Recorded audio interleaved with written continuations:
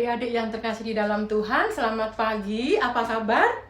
Kakak berharap bahwa adik-adik sehat semua, walaupun mungkin suasananya masih kamu bosen atau kamu jenuh, tapi Tuhan itu baik dan kita akan terus bersyukur untuk setiap kehidupan yang masih Tuhan berikan. Kita akan mulai ibadah hari ini, bertemu dalam daring, dan kita akan mulai dengan satu lagu, Kami Berkumpul Memuji-Mu.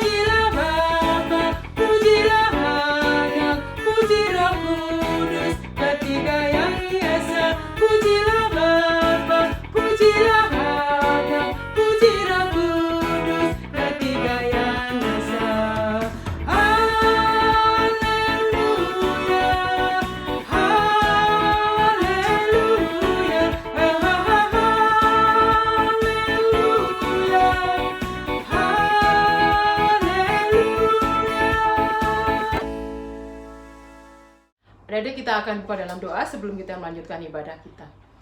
Bapa, kami bersyukur untuk setiap kehidupan yang Tuhan masih berikan pada kami. Tolonglah setiap kami Tuhan untuk hidup dalam hadirat Tuhan dengan ketaatan dan bersyukur kepada Tuhan setiap saat, apapun yang kami hadapi. Dan kami bersyukur kami boleh beribadah walaupun secara online di rumah kami masing-masing. Tapi Tuhan, Engkau baik dan kami tahu Tuhan memelihara hidup kami sempurna. Terima kasih Bapa, kami mau serahkan ibadah kami dalam tangan Tuhan yang baik. Dalam satu nama Tuhan Yesus, kami sudah berdoa dan bersyukur. Amin. Adik-adik, minggu ini adalah minggu prakem sebenarnya yang kedua, dan tema kita hari ini adalah Jual What You See. Dan kita akan belajar teknologi bagaimana menggunakannya dengan baik. Apakah itu menjadi sebuah karunia? Atau itu justru menjadi berhala buat kamu semua? Menjadi godaan untuk melupakan banyak hal yang harusnya kita kerjakan dengan gadget yang kita punya, dengan teknologi yang kita punya. Dan apakah kita memanfaatkannya dengan baik untuk kemuliaan Tuhan? Kita pujikan sebuah lagu, Lawanlah Godaan.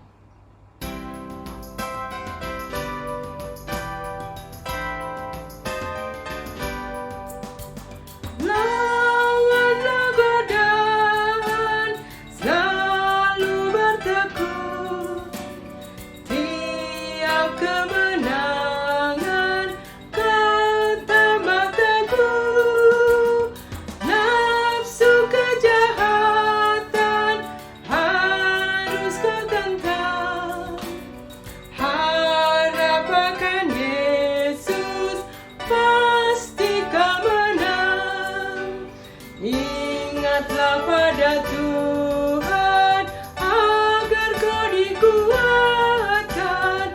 Ia beri pertolongan, pastilah kau menang. Ingatlah pada Tuhan agar kau dikuatkan. Ia beri pertolongan, pastilah kau menang.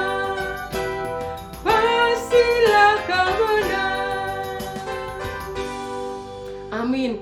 Dan firman Tuhan, ingat pada Tuhan untuk mengalahkan godaan, untuk tergantung pada gadget sehingga melupakan dan tidak menjadi berkat tapi menjadi berhala. Kita akan belajar, nanti Kak Desi akan sampaikan lebih jelas, dan kita akan mempersiapkannya dengan satu lagu, Firman-Mu ku pegang selalu. Dan kita akan doa sebelum kita masuk dalam firman Tuhan.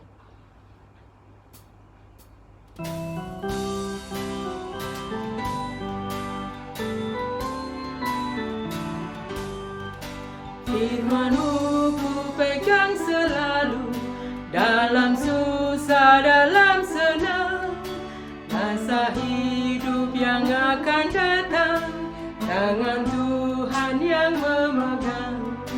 Pencobaan menghimpit aku dan menjadi keluhanku, firman-Mu ku pegang selalu, maka amanlah jiwaku. Firman-Mu Tuhan ku pegang selalu, hilanglah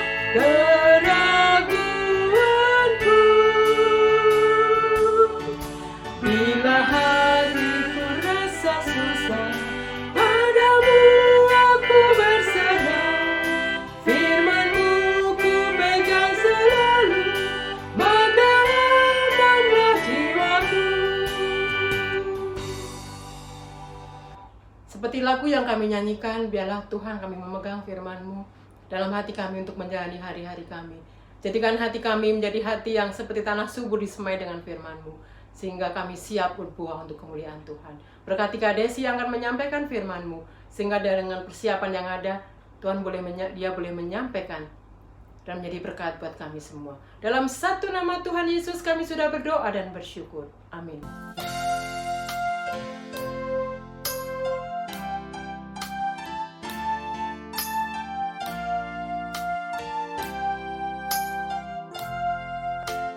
Halo adik-adik Tunas Remaja, jumpa lagi dengan Kak Desi.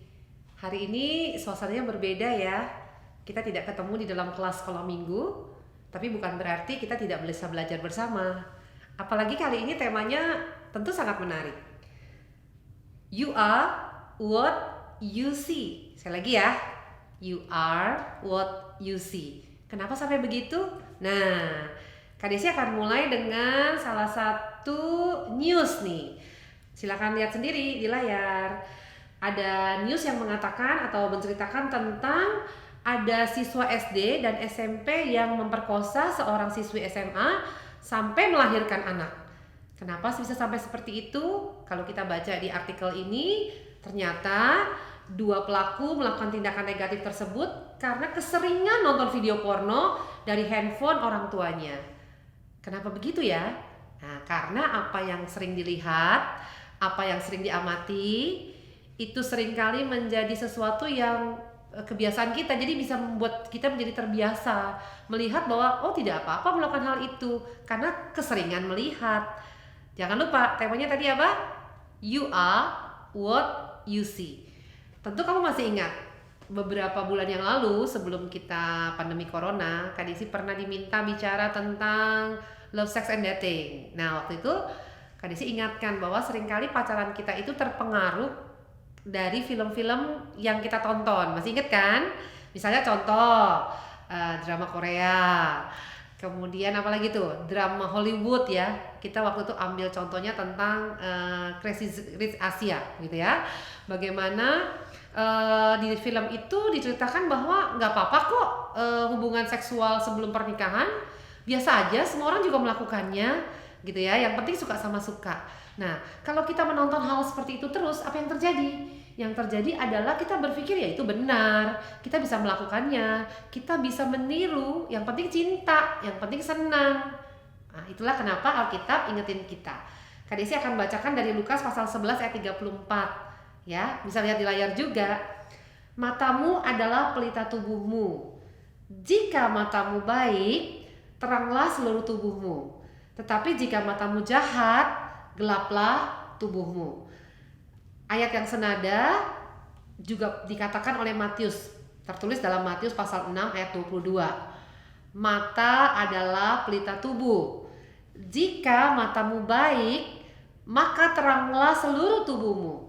Dalam translate Inggrisnya mengatakan begini. The eye is the lamp of the body. The eye is the lamp of the body.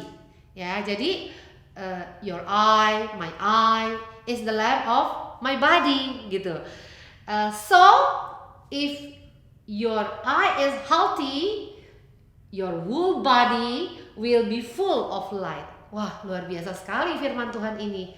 Dia sudah ingatkan kita kalau apa yang kita tonton, apa yang kita lihat, apa yang mata kita konsumsi itu bisa mempengaruhi seluruh diri kita. Dimulai dari apa? Dimulai dari cara berpikir kita, perasaan kita. Akhirnya kita ambil tindakan deh. Ya, jangan lupa bahwa apa yang kamu tonton setiap hari itu bisa menentukan perilaku kamu. You are what you see. Nah, terus gimana dong? Kita mau buang handphone kita buang gadget kita supaya kita nggak bisa nonton apa-apa di situ. Atau kita mau musuhan sama YouTube? Kayaknya sekarang nggak bisa ya. Kenapa? Apalagi dengan pandemi corona seperti ini. Belajar aja kita mesti pakai gadget. Kalau nggak ada teknologi, kamu bisa bayangkan hari ini Kak Desi nggak akan bisa sharing seperti ini sama kamu.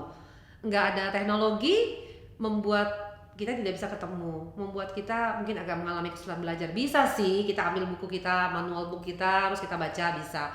Tapi kan sangat terbatas sekali. Guru-guru tidak bisa sharing sama kamu, guru-guru tidak bisa sampaikan pelajaran sama kamu.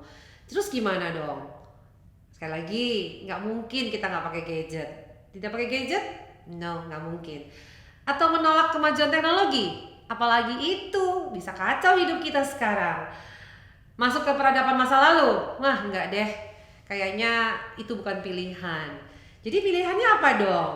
Pilihannya adalah bagaimana kita bisa menggunakan teknologi, gadget sebagai salah satu hasil teknologi itu dengan baik. Sehingga kita tidak jatuh di dalam dosa yang pasti Tuhan tidak suka.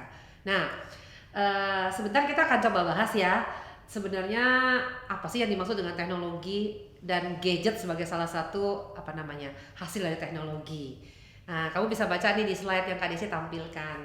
Apa sih sebenarnya teknologi itu? Teknologi itu sebenarnya kan suatu pengetahuan atau gadget itu ya sebenarnya adalah suatu pengetahuan untuk menciptakan alat agar bisa berfungsi, memberikan kenyamanan serta kemudahan bagi manusia. Dan saat ini kita benar-benar bisa memahami pemahaman daripada sebuah teknologi itu. Coba bayangkan kalau nggak ada teknologi, kita nggak nyaman hari ini dengan kondisi corona yang sedang merajalela.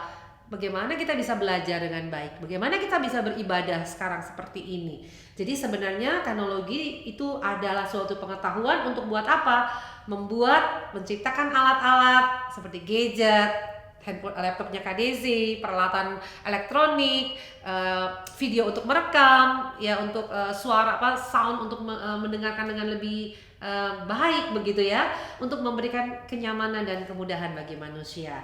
Nah, apa itu teknologi? Teknologi adalah aplikasi daripada sains untuk memecahkan masalah dalam kehidupan sehari-hari. Tadi sudah dibahas juga, misalnya telepon, mesin cuci, komputer, dan sebagainya. Bahkan sejak zaman Alkitab, manusia sudah berteknologi loh. Masih ingat ceritanya Nabi Nuh? Ya kan? Nah, waktu Nabi Nuh itu kan terjadi air bah. Tuhan menyuruh Nabi Nuh untuk menyelamatkan keluarganya dan binatang sepasang-sepasang itu dengan membuat bahtera atau kapal. Itu pakai teknologi. Apalagi Salomo misalnya. Salomo pernah diminta Tuhan untuk membangun sebuah bait Allah. Itu bait Allah Salomo itu sangat mewah loh, sangat luar biasa loh. Kamu bisa bayangkan kalau tidak pakai teknologi mau buat pakai apa? Jadi sebenarnya di Alkitab pun sudah ada teknologi itu, walaupun mungkin tidak seperti sekarang ya. Pada saat itu belum ada yang sifatnya terlalu elektronik ya, tapi mereka sudah berteknologi. Nah, jelas kan sekarang? Jadi sebenarnya kita tidak perlu memusuhi teknologi ataupun gadget sebagai salah satu hasil daripada teknologi. Nah, tuh lihat tuh, Kak Desi akan perlihatkan pada kamu bahwa terjadi perkembangan teknologi ya. Kalau tadi sekarang bicara soal gadget, dulu gadget tuh segede balok sampai akhirnya makin kecil. Nah, makin kecil kan makin gampang dibawa. Artinya apa? Di satu sisi itu sangat menolong kita. Kemana-mana kita bisa belajar, betul nggak? Kemana-mana kita bisa online. Kemana-mana kita bisa baca Alkitab karena sekarang perangkat Alkitab sudah masuk dalam gadget kita. Jadi sebenarnya kalau ngebuat sesuatu yang baik itu begitu mudahnya sekarang. Cuma ada di genggaman tangan kita begitu. Tapi sebaliknya, mau buat dosa juga bisa gitu. Kalau dulu nih misalnya ya, orang mesti pakai film untuk nonton video porno misalnya, ini yang buruk nih ya, harus gede-gede. Sekarang kan nggak perlu, di kamar ngumpet-ngumpet semuanya bisa. Nah, jadi tergantung kita kan, kita mau pakai itu untuk sesuatu yang baik, tentu bisa. Kita mau pakai untuk sesuatu yang buruk, tentu juga bisa. Pilihannya ada di siapa? Tentu ada di kita, ada di kamu. Jangan lupa tema kita hari ini. You are what you see. Jadi apa yang ada di dalam gadgetmu, aplikasi apa yang kamu download gitu ya, film-film apa yang ada di dalam di dalam gadgetmu, itu semua tergantung kamu kan. Jadi kalau kamu mau download yang bagus, kamu mau nonton yang bagus, kamu mau nonton sesuatu yang baik, ya itu akan mempengaruhi cara berpikir kamu. Jadi pilihannya, gadget bisa jadi hamba, maka saya jadi tuan. Atau yang kedua, jika gadget jadi tuan, maka saya jadi hamba. Pilihannya yang mana? Tentu dong pilihan kita adalah gadget sebagai hasil teknologi itu adalah hamba dan saya menjadi tuannya. Sehingga apa? Sehingga gadget itu berada di tangan saya, bukan mempengaruhi saya atau bukan mengendalikan saya. Nah, sekarang kita coba ya lihat ya maknanya ya, pengertian dari maknanya. Apa sih artinya gadget hambaku? Gadget hambaku artinya, Kak Desi bacakan buat kamu ya. Artinya adalah gadget, dalam tanda kurung nih, HP-ku, smartphone-ku adalah abdi atau budak atau pembantu yang membantuku mempermudah berbagai pekerjaan dan urusanku. Misalnya apa? Komunikasi jarak jauh via email, via WhatsApp, pakai Zoom, pakai Google Hangout, pakai Google Classroom gitu ya, baca berita, nonton YouTube, menikmati hiburan, wah macam-macam. Kita bisa menikmatinya, termasuk seperti kali ini. Buat Kak Desi hari ini adalah gadget itu menjadi apa? Menjadi alatku, menjadi abdiku, menjadi hambaku. Karena dia membantu Kak Desi di dalam menyampaikan renungan firman Tuhan pada hari ini, menyampaikan isi materi sesi kita pada hari ini. Tapi, nah, gadget bisa jadi tuan. Artinya apa? Artinya adalah gadget, HP gitu ya, perangkat smartphoneku menjadi tempatku mengabdi. Kehidupanku, pikiranku, perasaanku, semuanya dikendalikan olehnya. Dan tanpanya aku berpikir, aduh gawat nih hidupku, ada sesuatu yang hilang. Dan gadget menjadi tempat di mana aku bergantung. Gak mau seperti itu kan? Jadi jangan sampai kita menjadikan gadget sebagai tuan kita. Gadget akan menjadi hamba kita. Nah, nih coba kamu lihat nih, ada salah satu contoh nih bagaimana gadget menjadi alat untuk membantu kita. Ini Kak Desi ketemu gambar ini waktu Kak Desi pergi ke Cina. Lihat ya di layar ya. Ya, ini masuk ke salah satu toilet waktu itu ya, kamar mandi. Waktu itu mau ambil tisu, nggak bisa ngambil tisu. Kenapa? Karena ternyata di sana kalau orang mau ambil tisu mesti ada scan-nya. Jadi pakai handphone kita scan gitu. Dulu di Indonesia belum ada. Jadi kalau orang-orang bukan orang lokal, kita nggak bisa ambil tisu, mesti bawa sendiri. Luar biasa ya. Jadi bagaimana orang sudah sangat sangat tertolong oleh penggunaan. Ini penghematan juga bukan? Jadi sekali scan, ambilnya terbatas begitu. Oke, kita juga udah punya aplikasi banyak ya. Kita udah punya. Kak Desi gak usah ceritain juga, kamu udah tahu banget. Nah itu salah satu keuntungan dari kemajuan teknologi. Bagaimana? Bisa semakin memahami bukan? Tadi apa temanya? You are what you see. Jadi tergantung sama kamu ya. Apakah kamu bersedia untuk menjadikan gadgetmu, kemajuan teknologi itu sebagai alat, sebagai hamba, atau justru menjadikannya sebagai tuanmu. Nah, kita akan lanjutkan lagi setelah ini. Sebenarnya apa sih yang harus kita waspadai? Dosa bisa mengintai di balik gadget itu sebenarnya. Jadi di bagian terakhir ini Kak Desi akan coba bahas sama kamu bahwa ada hal yang kamu perlu waspadai sih dari penggunaan gadget ya, atau tadi yang Kak Desi katakan sebagai salah satu daripada hasil teknologi kita begitu. Yang pertama adalah, nah kamu bisa baca nih di slide Kak Desi. Hati-hati loh, gadget bisa menjadi ilah lain bagi kita. Kamu masih ingat pesan firman Tuhan di dalam Keluaran pasal 20 ayat 3? Jangan ada padamu Allah lain di hadapanku. Jangan sujud menyembah kepadanya atau beribadah kepadanya, sebab aku Allah, Tuhan Allahmu adalah Allah yang cemburu. Sekarang ayat itu tidak berarti begini. Kalau waktu zaman Musa ya, waktu bangsa Israel diberikan ayat ini, yang dibayangkan adalah apa? Bangsa Israel menyembah patung lembu emas. Bangsa Israel ikut-ikutan orang Mesir menyembah dewa Ra, dewa mataharinya dan sebagainya gitu ya. Ada patung dan sebagainya.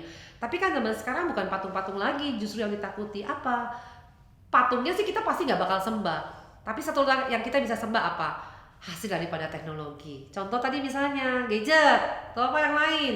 Itu seringkali bisa menjadi Tuhan loh buat kita, mengalahkan Tuhan. Dan Tuhan hari ini ingetin pada kita melalui firman-Nya. Jangan ada padamu Allah lain. Hati-hati ya.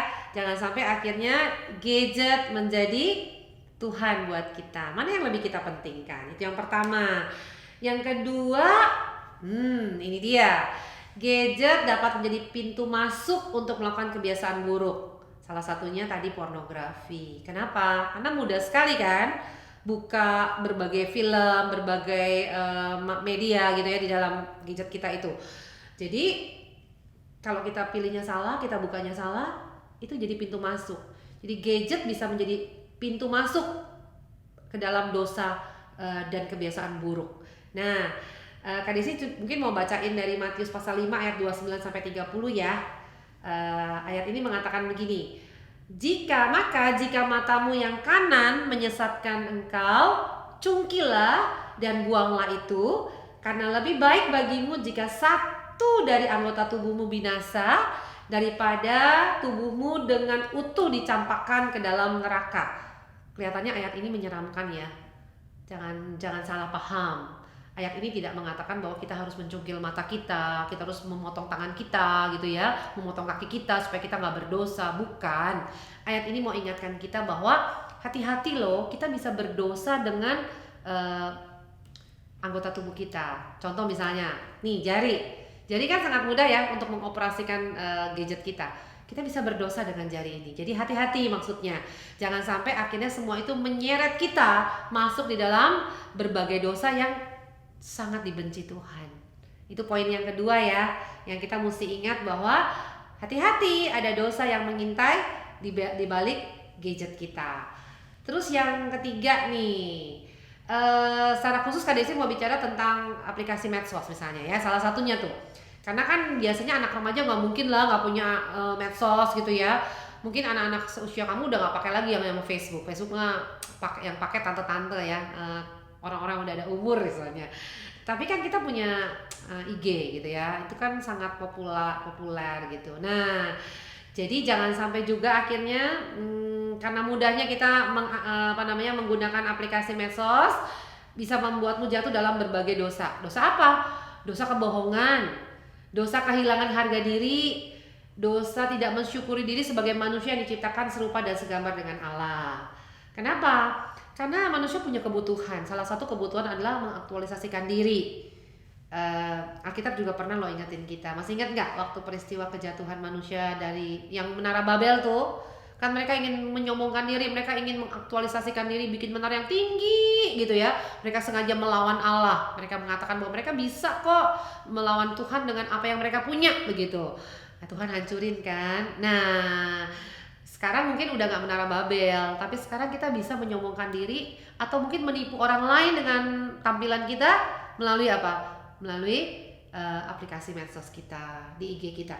Nanti Kak Desi akan ini ya, kasih lihat kamu satu tampilan video ya, untuk memperlihatkan bahwa seringkali yang kita tampilkan di medsos itu bukan kita. Nah ini nih dia nih, ya.